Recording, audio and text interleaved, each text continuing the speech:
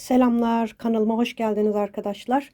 Bu bölümde Melisa bebeğimin elbisesini yapacağız. Ayrıca yakalını da yapacağız arkadaşlar. Yakası ayrıyeten örülüyor ve üzerine takılıyor böyle. Önce elbisesini örerek başlayacağız. Bu bölümde ikisini yapacağız. Daha sonraki bölümde de şapkasını ve ayakkabılarının yapımını anlatacağım. Şimdi bu bölümde elbisesini yapalım arkadaşlar. Hepimize kolay gelsin. Şimdi bu iplerle öreceğim arkadaşlar. Pembe olan 149 kod numarası, beyaz 55, ikisiyle öreceğim. Elbisede iki çeşit tığ kullanacağım. Pembeyi 2,5 milimle öreceğim.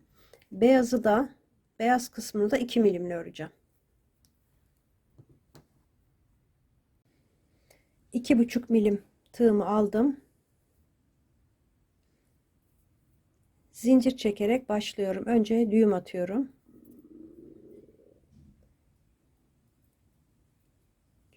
...26 tane zincir çekeceğim.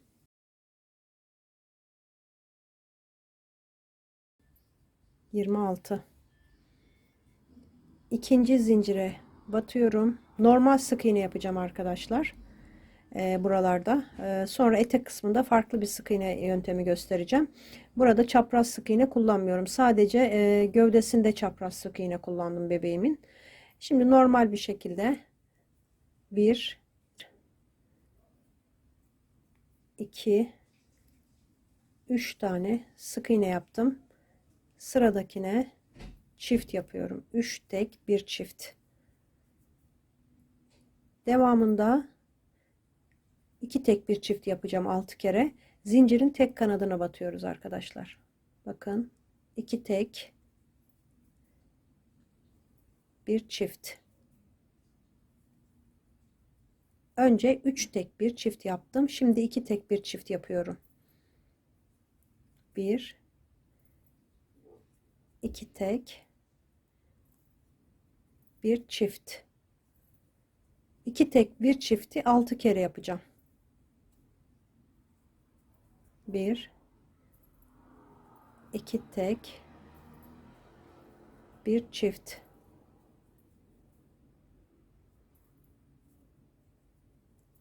Bir, iki tek, bir çift. Bir, iki tane tek tek örüyorum. Sıradakine çift yapıyorum. 2 tek, bir çift. 1 2 tek, bir çift. 6 kere 2 tek, bir çift yaptım. Burada 3 tane sık iğnem kaldı. 1 2 3. Artırma yaptım 7 tane. Sayım 32 sık iğne oldu arkadaşlar. Şimdi bir zincir çektim, döndüm. 32 sık iğneyi bir sıra dümdüz öreceğim. Hiçbir işlem yapmadan sıra sonuna kadar 32 sık iğneyi örelim arkadaşlar. Bir sıra ördüm. 32 sık iğne. Şimdi bir zincir çektim. Döndürdüm örgümü. Hemen aynı boşluğa batıyorum. 1 2 3 4 tane sık iğne yaptım. Sıradakine çift yapıyorum. 4 tek, bir çift yaptım önce.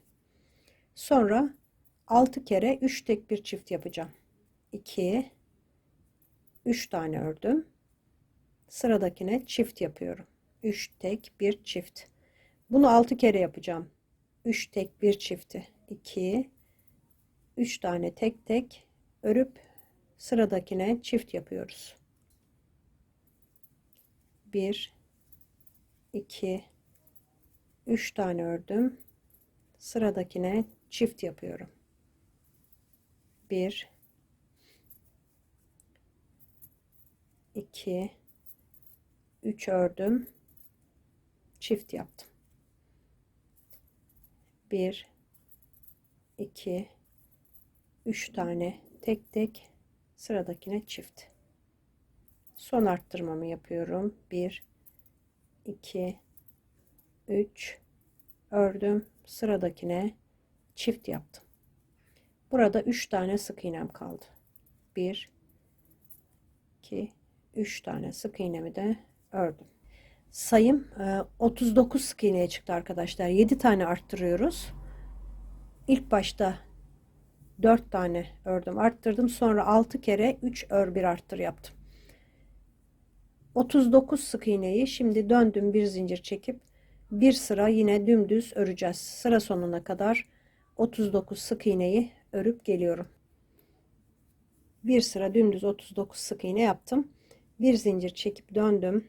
Hemen ilk boşluğa batarak başlıyorum. 1 2 3 4 tane ördüm. Çift yapıyorum. 4 tek bir çift. 4 tek bir çift arkadaşlar 7 kere yapacağım. 1 2 3 4 tek bir çift. 2 oldu. Sıra sonuna kadar sıra sonunda 4 tane sık iğnemiz kalacak.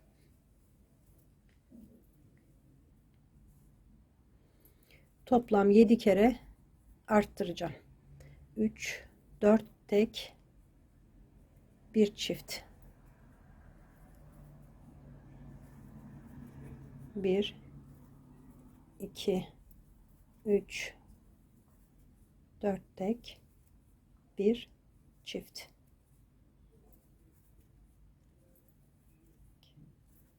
3 4 tek bir çift. 1 2 3 4 tek bir çift.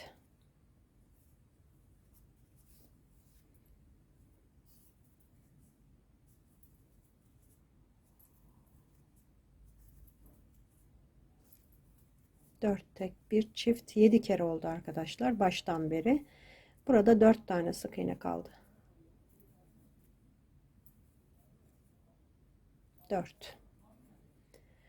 Şimdi artırmalarım bitti. Bir zincir çekip döndüm. Sayım 42 sık iğneye ulaştı. Sayım 46 sık iğneye çıktı arkadaşlar. Şimdi bu sırada kolları ayıracağız. Bir zincir çekip döndüm. Buradan itibaren örüyorum. 2 3 4 5 6 7 tane sık iğne yaptım. 7 tane zincir çekiyorum. 3 4 5 6 7. Şimdi buradan 9 tane sık iğneyi atlayacağım. 9 boşluk. 2 4 6 8, bir de bu 9. 10'uncuya battım.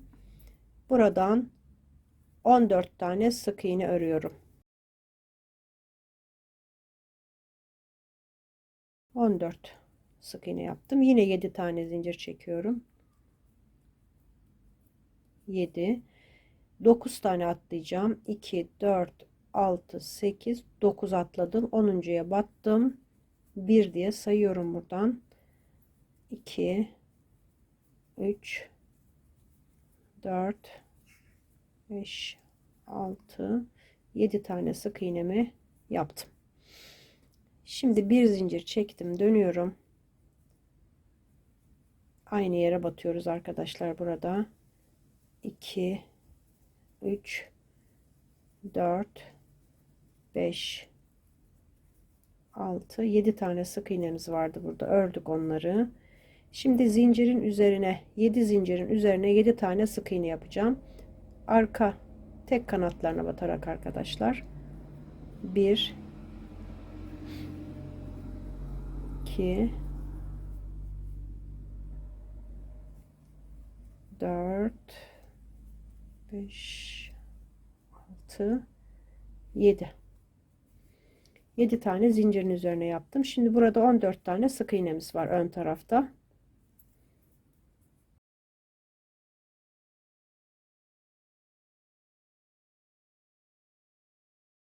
14. Yine zincirin üzerine geldim. Şöyle çevirin ön tarafını. O zaman daha kolay batılıyor arkadaşlar. Burada 7 tane sık iğne yapıyorum.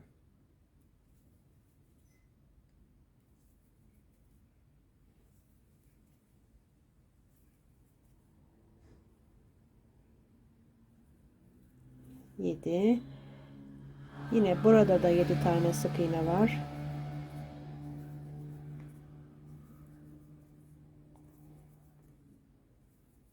Altı, 7.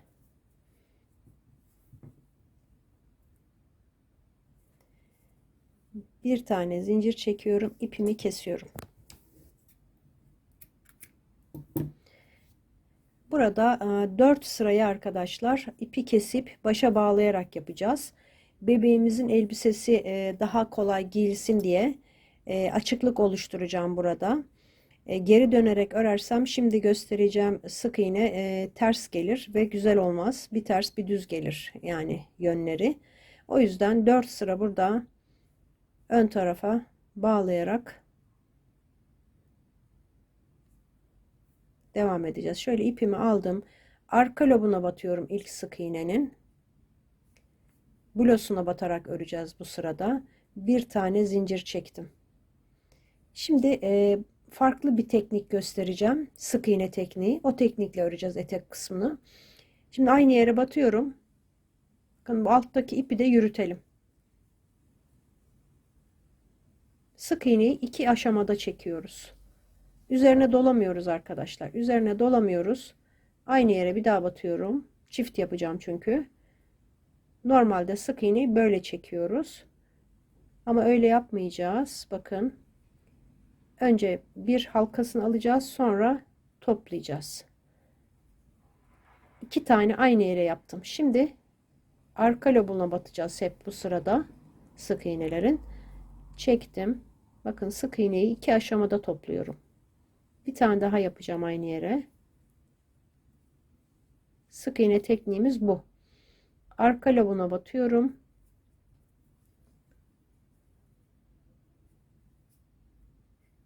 Aynı yere bir kere daha. Arka lobuna 2 tane bu sık iğneden yapıyoruz.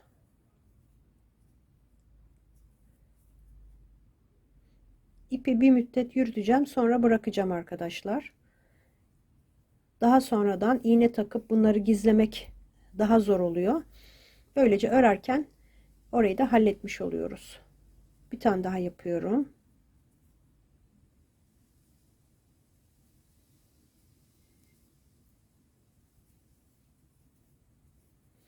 Yeterli. Artık bu ipi bırakıyorum arkadaşlar. Şimdi devam edeceğiz. Her bir sık iğneye 2 tane yapacağız. Arka loblarına batarak sıranın sonuna kadar. Burada 42 tane sık iğnemiz var. Alt sırada 42 sık iğnemiz oldu. 42 tane çift yapmış olacağız.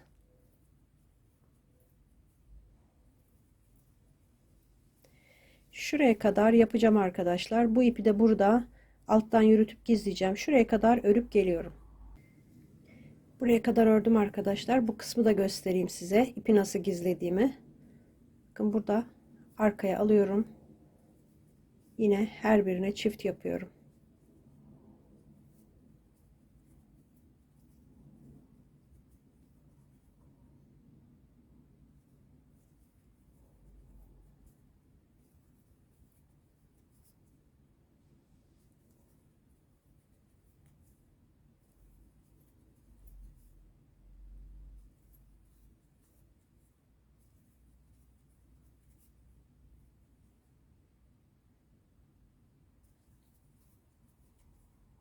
Burada 3 tane kaldı arkadaşlar. Şimdi 2 tane kaldı. En sondaki biraz sıkışıyor. Onu atlamayın arkadaşlar. Bakın burada bir tane daha var.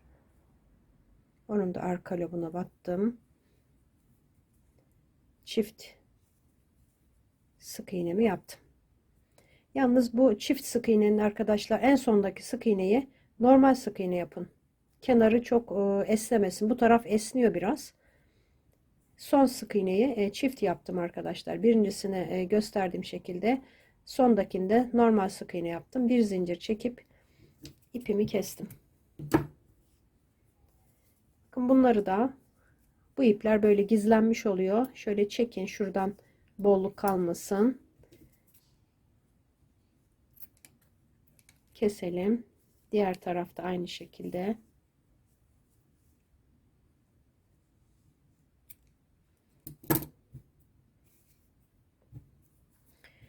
Şimdi ipi yine başa bağlayacağım.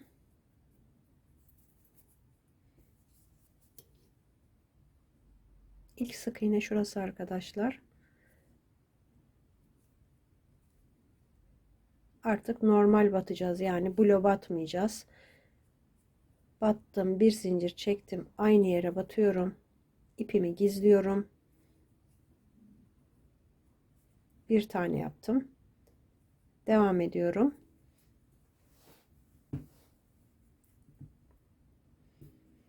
İki oldu.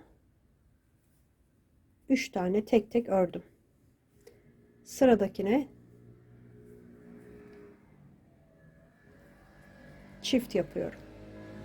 Burada da arttırma yapacağım. Bir alt sırada arttırma yaptıktan sonra sayımız 84'e çıktı. Şimdi burada da 3 ör 1 arttır yapacağım. 3 tane tek tek öreceğim.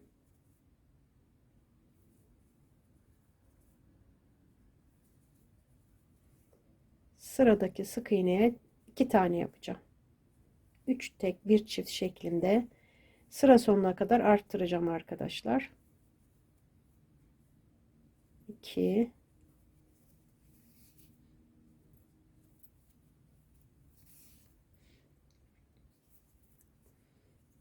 bu ipi artık yürütmüyorum. 2 oldu. 3. Şimdi sıradakine 2 tane yapıyorum. 3 tek 1 çifti bu şekilde arkadaşlar sıranın sonuna kadar yapalım. 2 3 tane tek tek örüyorum. Sonra çift yapıyorum. Aynı yere 2 tane yapıyorum. Bunu sıranın sonuna kadar yapalım. Şuraya kadar yapacağım arkadaşlar ben. Yine size hatırlatmak için unutuluyor çünkü bunu gizlemek. Buraya kadar örüp geleceğim. Bu ipi gizleyeceğim. Buraya kadar arttırma yaptım arkadaşlar. Şimdi ipi gizleyeceğim. Onu hatırlatayım size. Burada yine 1 2 3 tane yaptım. Sıradakine çift yapıyorum. Yine 3 tane öreceğim. 1 burada bakın bir tanesi sıkışıyor arkadaşlar. 2 3 tane ördüm. Son sık iğnenin içine batacağım.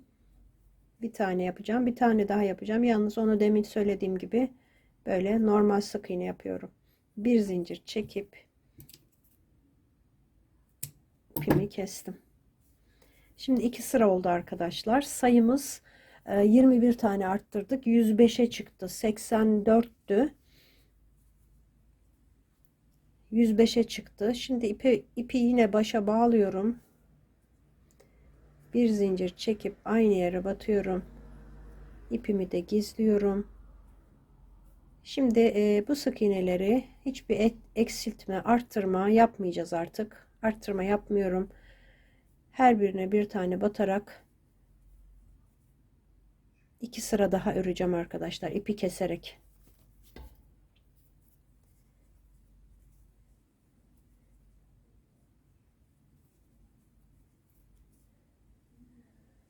Bu şekilde tek tek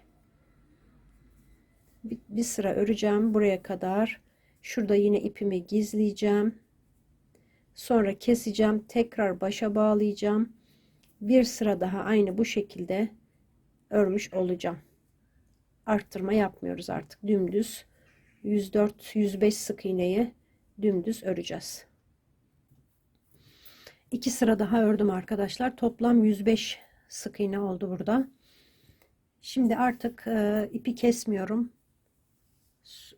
Ördüğüm son sırada ipi kesmedim. Buradaki ilk sık iğneye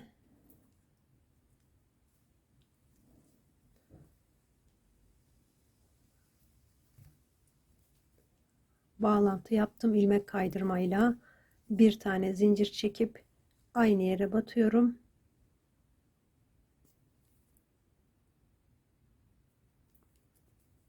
Sık iğnemi yaptım. Tabi bu sık iğne arkadaşlar. Normal sık iğne değil, biliyorsunuz. Bu şekilde örmeye devam edeceğim. Böyle öreceğim. Buraya geleceğim. İlmek kaydırma ile birleştirip bir tane zincir çekip tekrar başlayacağım. 11 sıra daha öreceğim arkadaşlar. 4 sıra olmuştu bakın. Arttırdığım sıradan itibaren 1 2 3 4 5. sıradan başlayacağım. Toplam 11 sıra daha öreceğim. Bu sırada dahil 11 sıra öreceğim arkadaşlar. Geleceğim. 11 sıra ördüm arkadaşlar, dediğim gibi. Şurası bakın, buradan itibaren 15 sıra, 4 sıra burada, 11 sırada burada ördüm. Bu aşamada 2 milim tığımı alıyorum. Beyaz ipimi aldım. İlmek kaydırmayı beyazla yapacağım. Arka lobuna batıyorum. Bakın, arka lobuna battım. Çektim. Bir zincir çekip aynı yere batacağım. Şimdi bu pembe iple beyaz ipi düğümleyeceğim. Sıkıştırıp pembe ipi kesmiştim.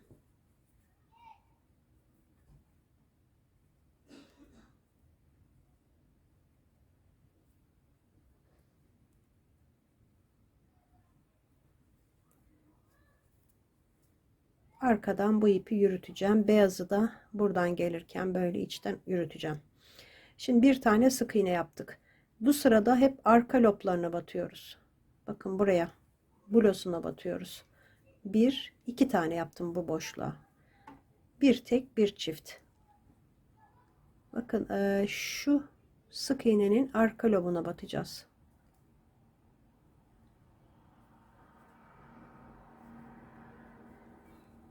Buraya tek yapıyorum. Yanındakine yine arkasına batıp çift yapıyorum.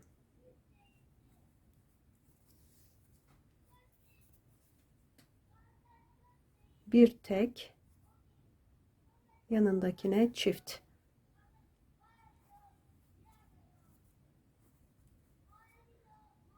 Bir tek, bir çift. Burada normal sık iğne yapıyoruz arkadaşlar. Onu söylemeyi unuttum.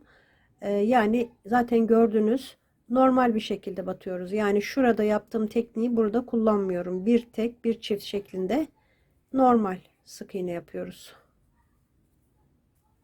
Bu şekilde önde birer halkası kalacak. Bir boşluğa tek, yanındakine çift. Bir tek, bir çift şeklinde böyle bu sırayı tamamlayacağım. Sık iğnelerimi tamamladım. İlk sık iğnenin içine bağlantı yaptım. Burada 4 tane zincir çekiyorum. Ve hemen sıradaki sık iğneye batıp sık iğne yapıyorum. 1 2 3 4 zincir sık iğne. Her sık iğneye 4 zincir çekip batıyoruz. 4 zincir, bir sık iğne. 4 zincir, bir sık iğne şeklinde etek ucunu tamamen böyle öreceğiz.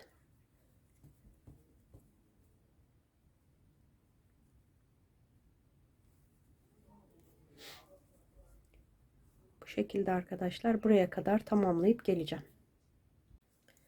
Sona geldim arkadaşlar. Burada son 4 zincirimi çektim. Başlangıç yerine ilmek kaydırma yapıyorum. Bir zincir çekip ipimi kestim. Bu ipi gizleyeceğim arkadaşlar arkaya. Bakın bu şekilde oldu eteğimiz. Şimdi kollarını yapacağız. Kol için arkadan başlayacağız arkadaşlar. İki kolda bu kolu buradan başlayacağım. Bakın şuradan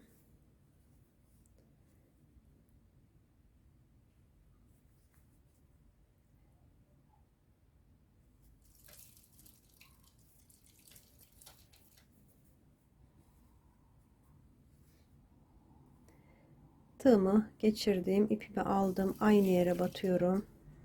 Bu ipi arkadan yürütüyorum. Aynı sık iğne sistemini kullanacağım, modelini.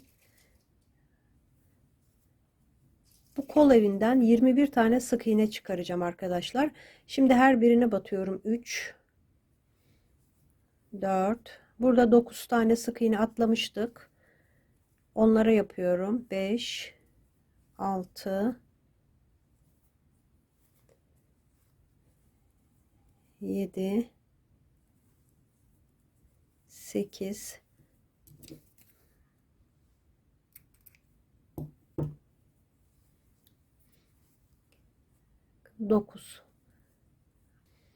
9 tane ördüm. Bu kol evinden 17 tane sık iğne çıkaracağız. 9 burada boşluğumuz var. 7 de zincirimiz var arkadaşlar. 16 oluyor. 17 olacağı için şurada ön kısımda, ön kısma denk gelen yerde boşluk oluşmaması için oraya bir tane yapacağım. 10'uncuyu 10. Sonra zincirin üzerine geçiyorum.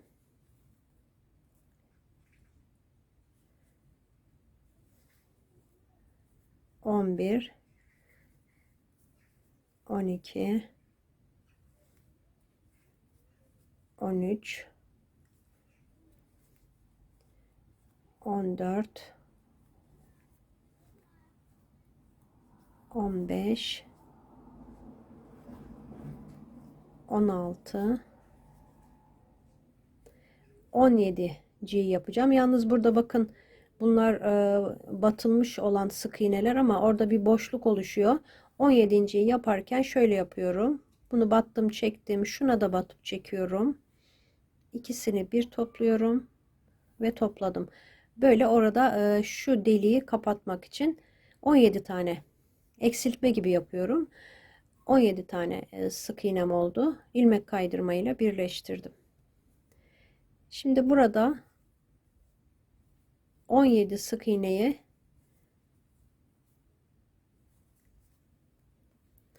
üç sıra daha öreceğim. Toplam 4 sıra olacak başlangıç ilk sıra ile birlikte. Şimdi 3 sıra daha örüyorum.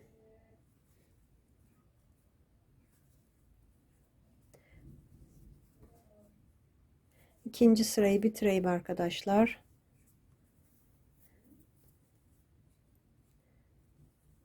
Bunu bitireceğim. İkinci sırayı sonra 3 4 toplam 3 sıra daha örmüş olacağım. İlk sıra ile birlikte 4 sıra olacak arkadaşlar. İlmek kaydırma ile birleştiriyoruz. Bir zincir çekiyoruz. 3 sıra daha ördüm. Şimdi birleştirdim. Bir zincir çekiyorum. Burada arttırma yapacağım. Çift yapıyorum arkadaşlar. Burada bir tane yaptım. İlk başlangıçta 2 tane yapıyorum. Sonra örüyorum. 1 2 3 4 5 6 7 8 tane ördüm. Sıradakine çift yapıyorum. Arttıracağım burada. 2 yerde arttırma yaptım. 8 tane ördüm, arttırdım. İlk başta da arttırdım. Kalan sık iğnelerimi örüyorum. 2 3 4 5 6 7. Sayım 19 sık iğneye çıktı. Şimdi ilk sık iğnemiz burada. Ona bağlantı yaptım. Bir zincir çekip aynı yere batıp sık iğnemi yaptım. 19 tane oldu arkadaşlar. Şimdi bunu da 3 sıra daha öreceğim. 3 sıra daha 19 sık iğneyi örüp geliyorum. 3 sıra ördüm arkadaşlar arttırmadan sonra. Şimdi burada yine arttırma yapacağım. İlk sık iğneye battım. Bir daha 2 tane yaptım arkadaşlar. İlk sık iğnenin içine. Sonra devamında örüyorum. 2 3 4 5 6 7 8 9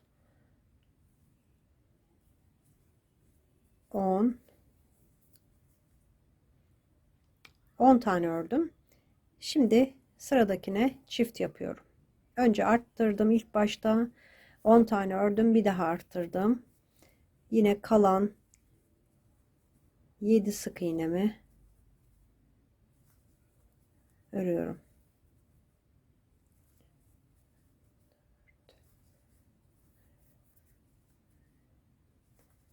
6 7.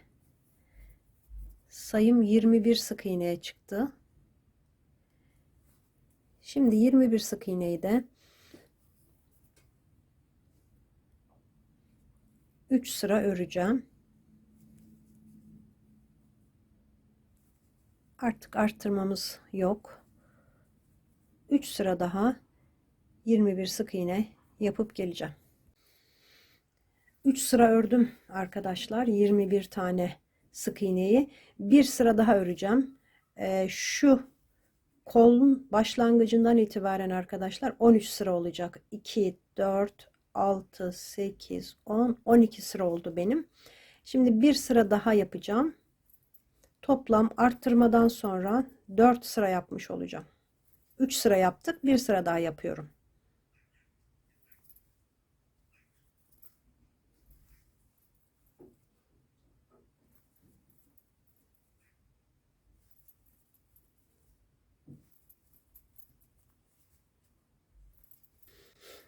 Bir sıra daha ördüm. 21 sık iğneyi. 2,5 milim tığımı bırakıyorum. 2 milim tığımı alıyorum arkadaşlar bu aşamada. 2 milim tığla biraz küçültmek istiyorum. Şimdi şöyle sıkı bir şekilde burada eksiltme yapacağım.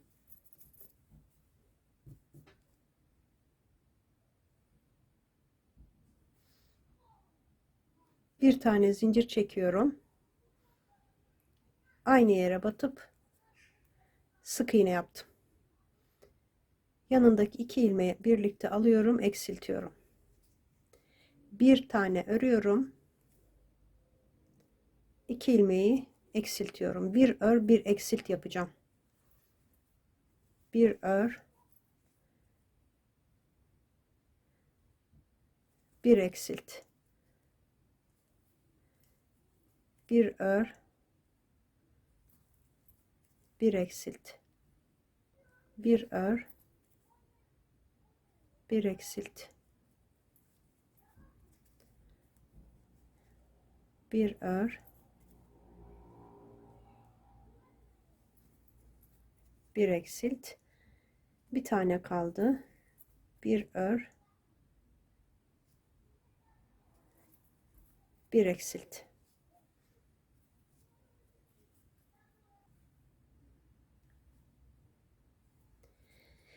İki milim tığla devam ediyoruz tabi arkadaşlar. Beyazı da onunla öreceğim. Şimdi beyaz ipe geçiyorum. Şurada ilk sık iğnenin, bakın ilk sık iğnenin arka lobuna batıyorum. Beyaz ipi aldım, çektim. Bir zincir çektim. Şimdi burada bu ipleri, pembeyi kesiyorum.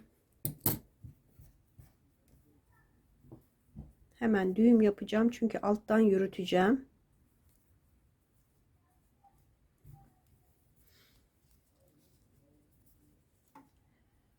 Birini bu taraftan, birini diğer taraftan ekleyeceğim. Yani alttan yürüteceğim. Şimdi bir zincir çektim. Arka loba batarak bir sık iğne yaptım. Blosuna batıyoruz. Tekrar arka lobuna batıyorum. Bu sırada blodan örüyoruz. 2 tane sık iğne yaptım. İlkine bir tane yaptım. İkincisine iki tane yaptım arkadaşlar. Yine bir tane yapıyorum. Yanındakine 2 tane. Yani her boşluğa 2 tane değil, bir tane tek, bir tane çift yapıyorum.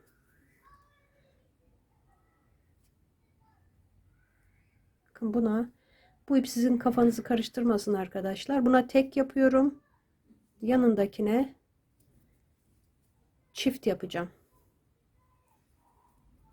Bakın. Bir tek, bir çift, bir tek, bir çift. Şu ipi keselim.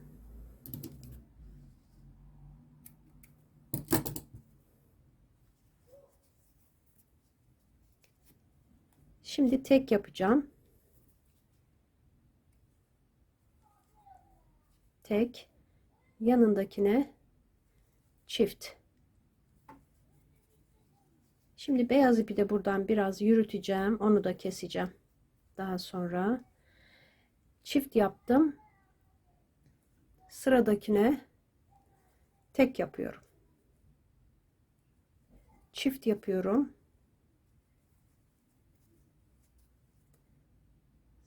Yanındakine, arka lobuna tek.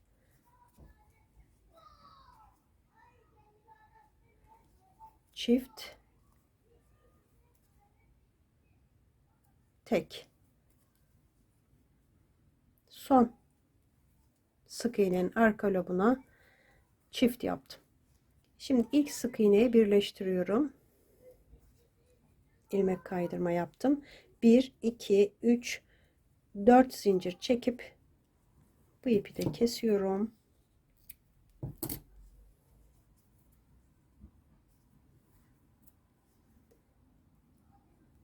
Hemen yanındaki sık iğneye batıyorum. Sık iğne yaptım. 1 2 3 4. Yanındaki sık iğneye bir tane sık iğne yapıyorum. 4 zincir çekip her bir sık iğnenin üzerine batıyoruz.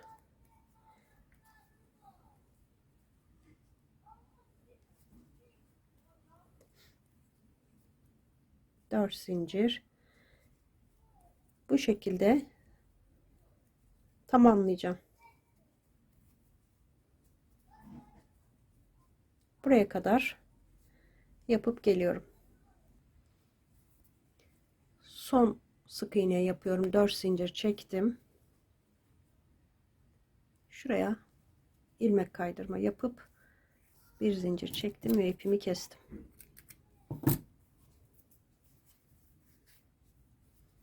Bu şekilde. Bu ipi de gizleyeceğim arkadaşlar. İğne ile buradan geçireceğim. Şimdi diğer kolu da aynı şekilde bakın buradan arka kısımdan bu tığı bırakıyorum. Yine 2,5 milim tığımla şuradan başlayacağım. Yine arka kısımdan böyle devam edeceğim. İlk sırayı ilmek çıkarıp göstereyim size. Daha sonra videoyu biraz geri alarak kolun aynısından öreceksiniz arkadaşlar. Şimdi şurada bakın zincir çektiğim yere batacağım ilk. Burada 7 zincir çekmiştik. Ona batıyorum. Ya da şöyle de yapabilirim arkadaşlar. Şuradaki boşluktan Tığımı geçirdim. Bir tane zincir çektim. Bir tane zincir çektim. Yandaki zincirin içine geçtim.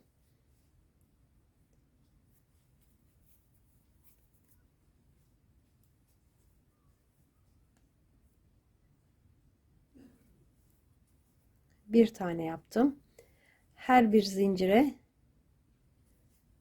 bir tane yapacağız. 7 tane zincir var. 2 3 ipimi yine yürütüyorum. 4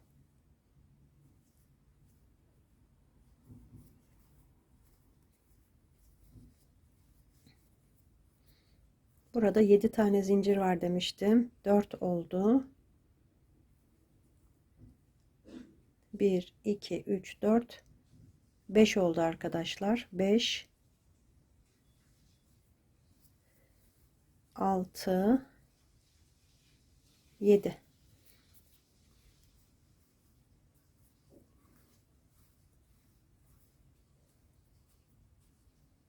Şu ipi kesiyorum.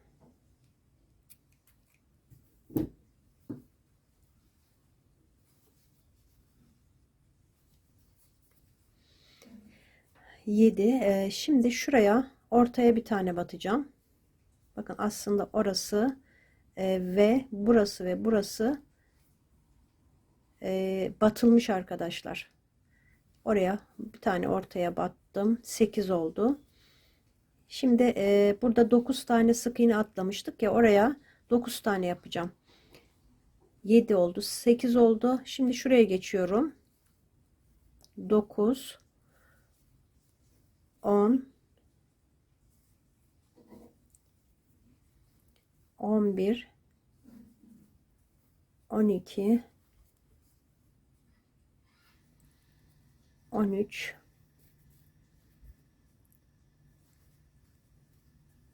14 15 16 17 tane sık iğne oldu toplam. Başlangıç yerine geldim.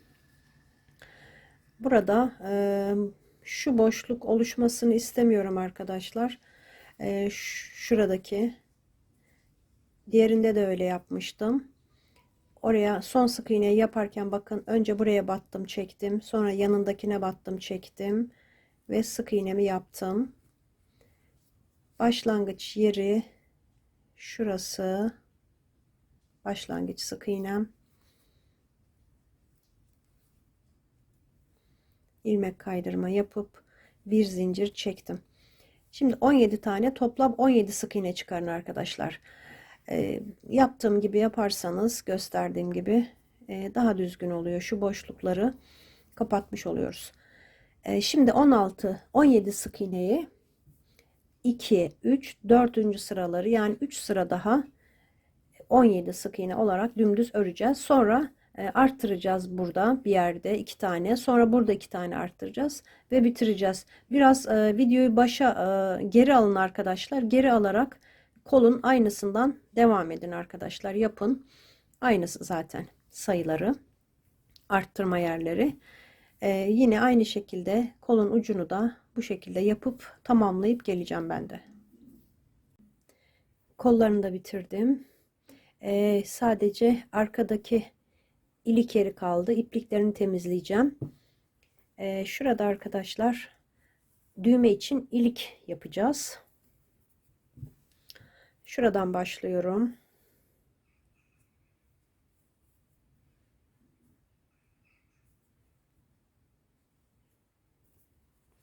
Buraya ipimizi düğümleyelim.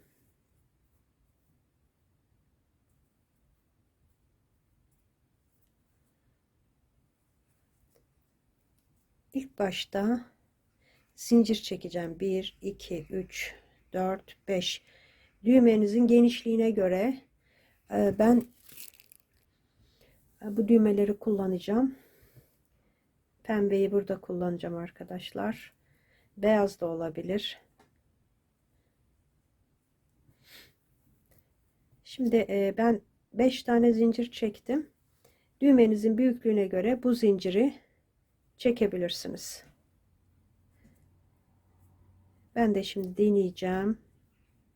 İlmek kaydırma yapıyorum burada. 2 tane yaptım. Burada ilik yaptığım yer kesildi arkadaşlar videoda. Başladığım yerden itibaren 6 tane zincir çekip kenara 5 tane ilmek kaydırma yapın. Daha sonra tekrar 6 tane zincir çekip ilmek kaydırma kenara yaparak 2 tane ilik oluşturun. Elbiseyi tamamladım. Düğmelerini de diktim. Sadece şunların yapımını göstereceğim size arkadaşlar. Arkada tek sıra, önde böyle baklava dilimi şeklinde. Bakın şuradan 1, 2, 3, 4, 5. sıraya yaptım düğüm işi. Sonra buradan 1, 2, 3, 4, 5, 6 tane atladım. Bir tane yaptım. Şu aralarda 9 tane var. 1, 2, 3, 4, 5, 6, 7, 8, 9. Şöyle ortaladım. 4 tane bu tarafa. Ortada bir tane var. 4 tane bu tarafa yaptım. 4 tane atladıktan sonra bu tarafa yaptım. Bu şekilde arkadaşlar. Bakın bu da bu tarafta da aynı şekilde. Bu alttakini de yine buradan 3 sıra altına 9 tane sık iğne ara verdim, yaptım. Şöyle ekran fotosu çekebilirsiniz arkadaşlar. Ona göre yapabilirsiniz. Şimdi ben 2 tanesini yapmadım. Bir tanesi şuraya yapılacak, ön tarafa. Bir tanesi de buraya yapılacak. Onları göstereceğim arkadaşlar. Şimdi size hem nasıl yapıldığını kısaca göstereceğim. Bakın 1, 2, 3, 4, 5, 6, 7, 8, 9 tane atladıktan sonra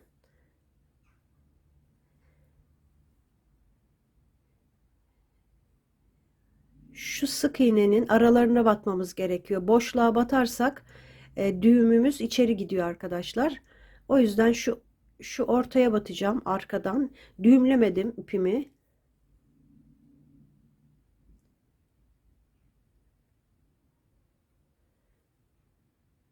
Mutlaka sık iğnenin tellerin arasına batmamız gerekiyor. Şöyle çektim. Bunu burada tutuyorum arkadaşlar. Şöyle yaklaştırmak istiyorum.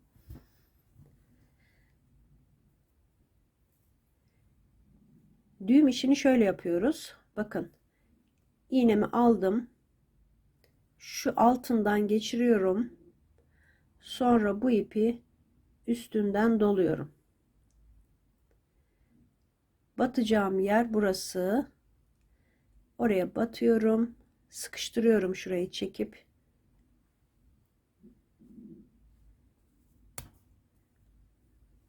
Daha sonra aşağıya çektim. Bu ipimi de burada sıkıştırıp bağlayacağım arkadaşlar. Düğümleyerek yaptım. Böyle bu şekilde yaptım. İki ucunu düğümlüyorum.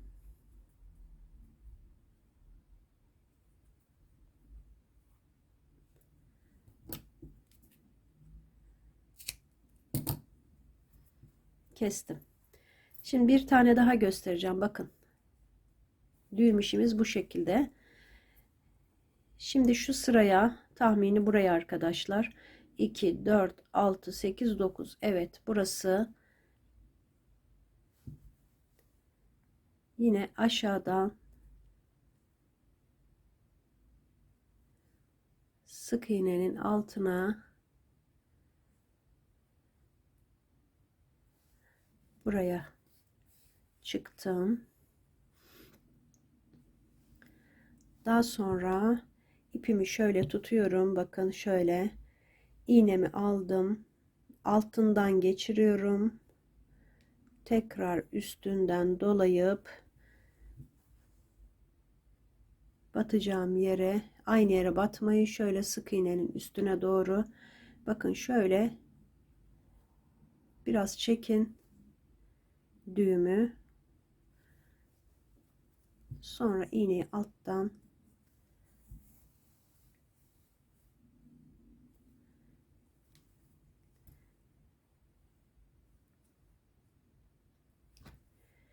yine düğümlüyorum.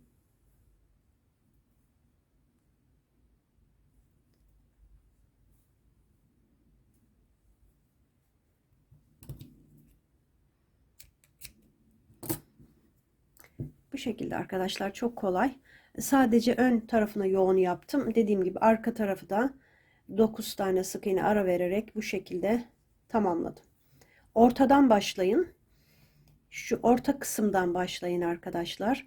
En ortayı bulun. Şöyle ortayı bulup ilk şunu yapın. 1 2 3 4 5 sıra üstüne bunu yaptım. Sonra 1 2 3 4 5 6 sıra üstüne aynı hizaya bunu yaptım. Sonra 9'ar sık iğne ara vererek bunları yaptım.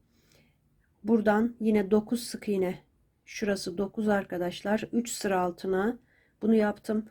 Böyle simetri bir şekilde olması için sayarak yerleştirdim işlemelerimi. Böylece elbisemiz bitti. Şimdi de yakamızı yapalım arkadaşlar. Ben bir tane ördüm. Sizlerle birlikte bir tane daha yapacağız.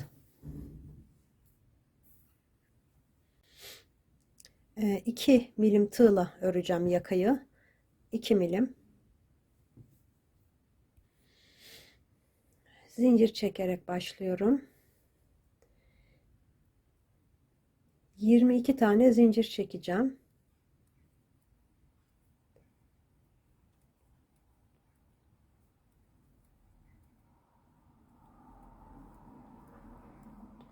Yirmi, 21, 22. İkinci zincire batıyorum. Sık iğne yaptım. Buradan başladım. Zincirin sonuna kadar 21 tane sık iğne yapacağım.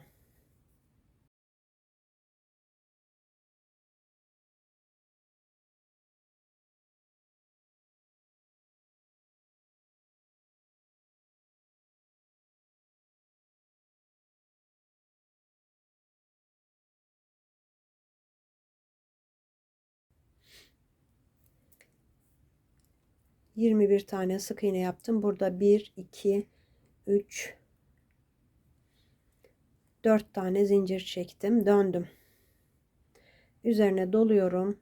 Buna batmıyorum arkadaşlar. Yanındakine batıyorum. İkili trabzan. Bir zincir çekiyorum. Sık iğnenin üstüne batıp ikili trabzan. Bir zincir. Her bir sık iğnenin üzerine ikili trabzan yapıyorum. Aralarında bir zincir var.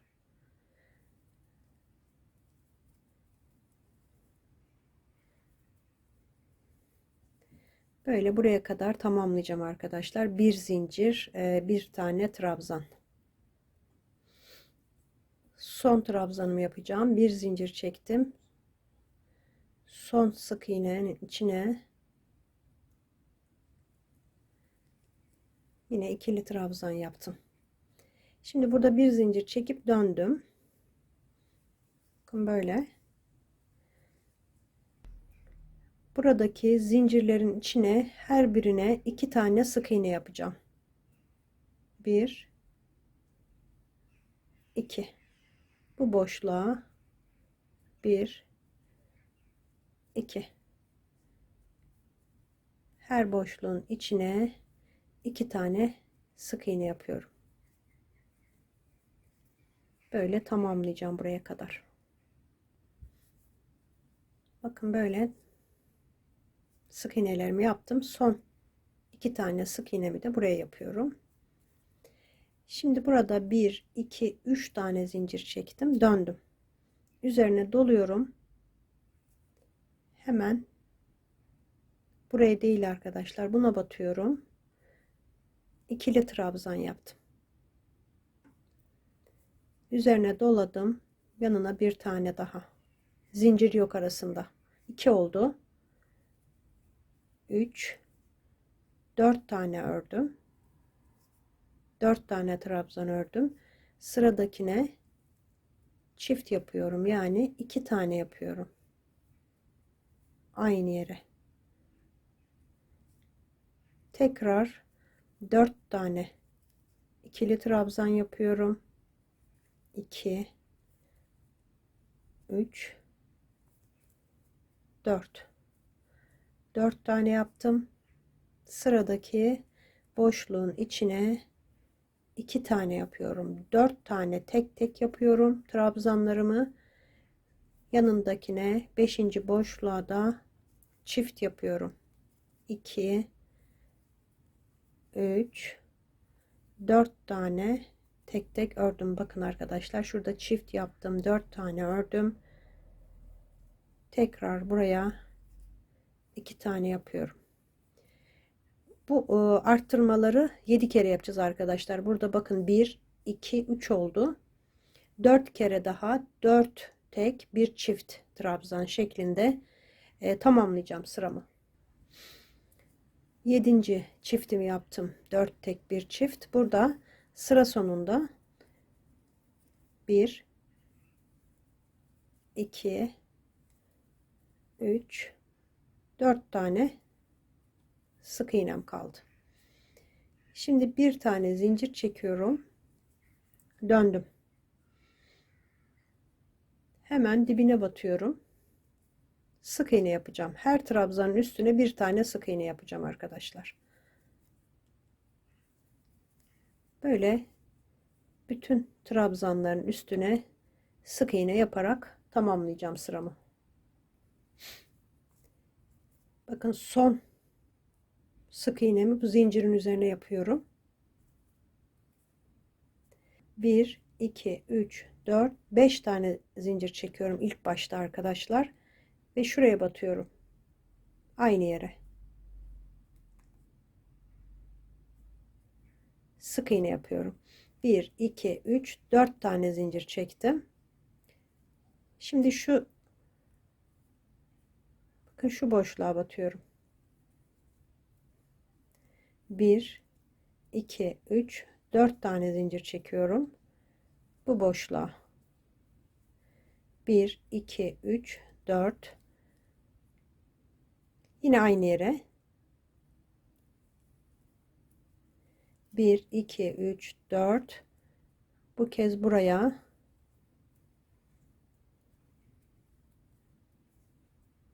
bu boşluğa bir tane daha oraya 2 3 4 tane zincir çektim. Bu kez arkadaşlar şuraya batıyorum.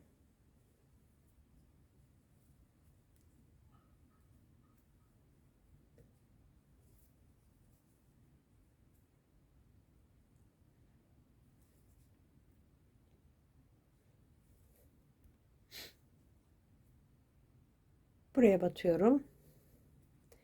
1 sonra arkadaşlar şu zincirin bakın burada zincir çekmiştik, sık iğne yapmıştık. Zincirin diğer kanadına batıyorum burada. Bir tane sık iğne yapıyorum. 1 2 3 4 tane zincir çektim. Yandaki zincirin içine batıyorum. Yani zincirin diğer kanadı arkadaşlar. 1 2 3 4 tane zincir çektim. Şuradaki bakın burada sık iğne, ilk sırada sık iğne yaptığımız şu boşlukların her birine bakın, şimdi şuraya batacağım.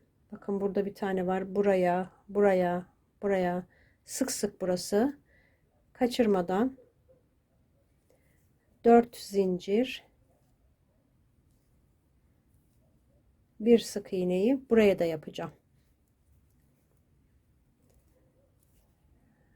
Bakın.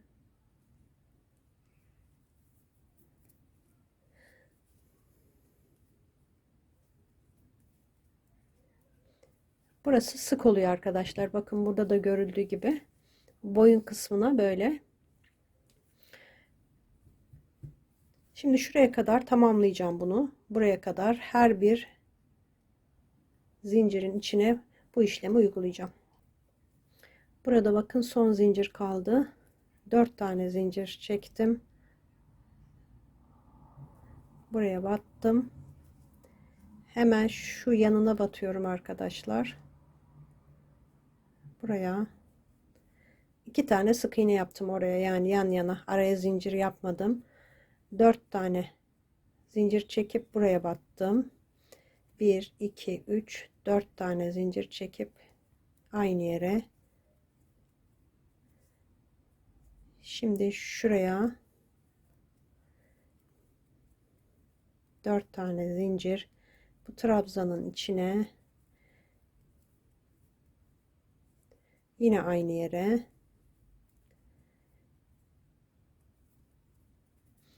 Burada şuraya arkadaşlar, şuraya. Şimdi üste geçiyoruz buraya.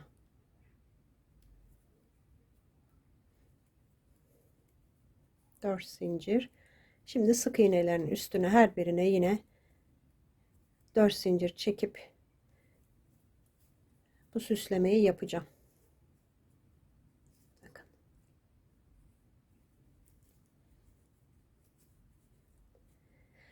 Şimdi böyle buraya kadar tamamlayıp geleceğim. Bakın arkadaşlar, tamamladım. Burada 2 tane kaldı. 4 zincir çekiyorum. Buraya.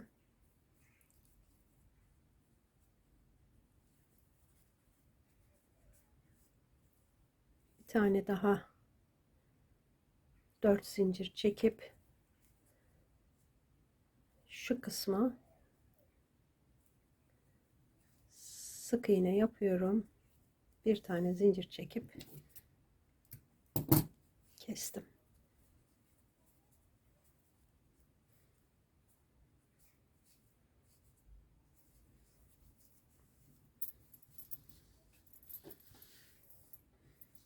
Bu şekilde tamamladım. Şimdi şu bağcıklarını yapacağım.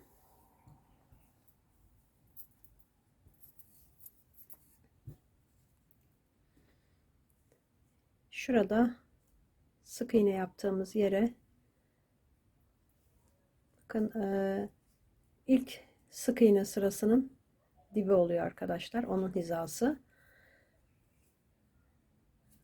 Burada ipimi düğümlüyorum.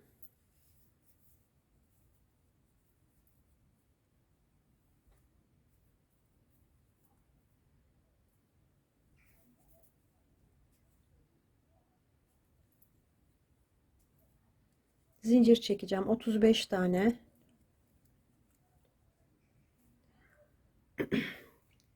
35 tane zincir çektim. Şöyle uzatıyorum. Üzerine doladım. Son zincire battım, çektim. Üzerine doladım.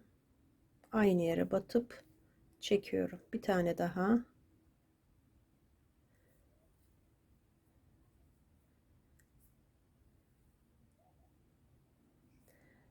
Burada topladım. Şöyle ilk o battığım yere batıp ilmek kaydırma yapıyorum. Bir tane zincir çekip ipimi kestim.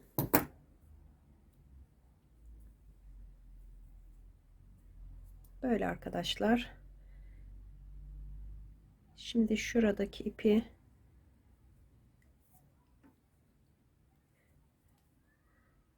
bir şekilde içeri gizleyeceğim arkadaşlar. Şuraya bir tane sabitlemek için şöyle düğüm atıyorum. Bir tane daha. Tam dibine.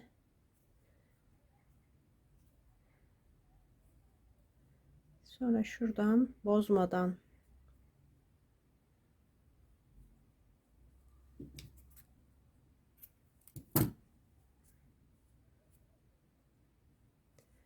bu şekilde tamamladım. Diğerini de buradan başlayacağım. Aynı şekilde